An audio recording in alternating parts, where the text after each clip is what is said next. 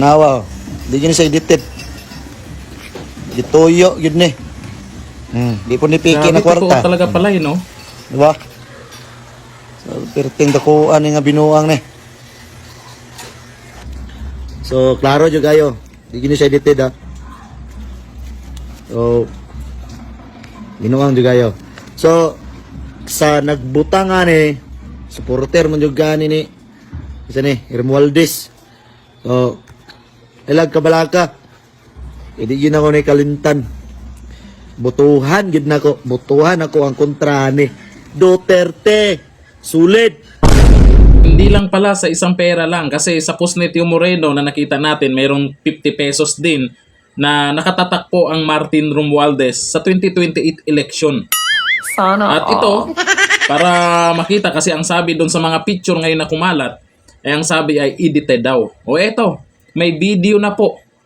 Hindi siya edited at talagang merong ganyan.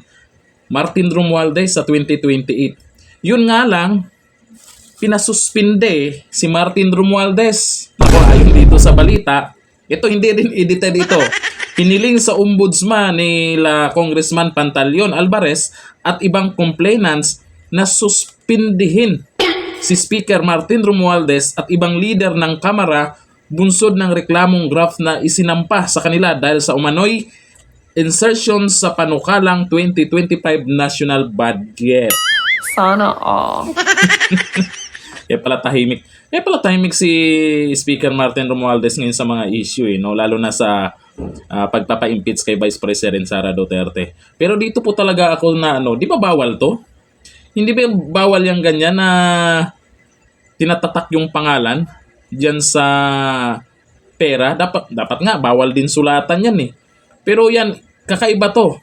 Talagang dinaan sa pera ang pangangampanya. Kasi nga naman, aabot ng 2028 talaga yan. Di ba?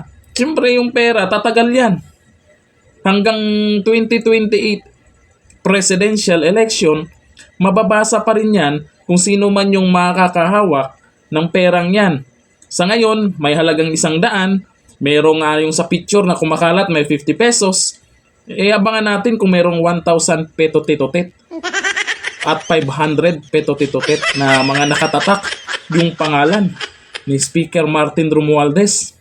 Ang aga ng kampanya. Sana Ang sabi ng iba, ba't ang aga? Kailangan niya yan. Kasi ngayon, mukhang negative pa at malabo sa sabaw ng pusit niyan na mananalo siya kung ngayon yung eleksyon. Pero, matagal pa naman yung presidential election, kaya ngayon pa lang, pinaghahandaan na. Ang sabi ng iba, ang isa sa paghahanda niya, baka ito na ang pagpapa-impeach kay VP Sara. Kasi pag tumakbo si VP Sara at maging katapat niya, sigurado, talo siya. Ganun talaga sa politika. Pag pinakamataas na posisyon, yung pangarap mo, nangarap pa. Kailangan paghandaan ng matagal, ng mahabang panahon. Kahit ilang taon pa yan bago mag-eleksyon. Lalo na, pag ayaw talaga ng tao sa'yo, hahanap ka ng paraan para tumatak yung pangalan mo. Inuna na dito, pangalan, tinatak sa pera. Baka sa susunod yung mga supporters niya. Baka sa noon na. Ang tindi mo talaga.